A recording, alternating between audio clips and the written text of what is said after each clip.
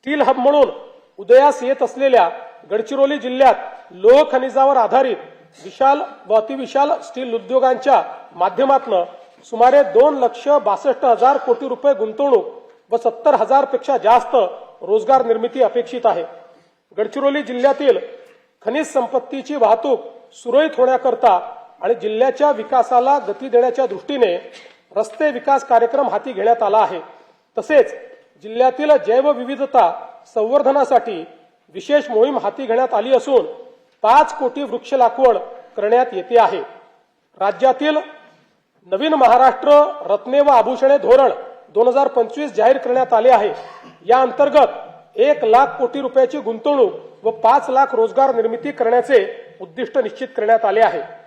उपक्षेत्र 3 सेवा क्षेत्र राज्यात सेवा क्षेत्राचे स्थूल उत्पन्न सन 2047 पर्यंत $312 अब्ज वरून $3,000 अब्ज पर्यंत नेण्याचे महत्वाकांक्षी उद्दिष्ट ठेवण्यात आले आहे।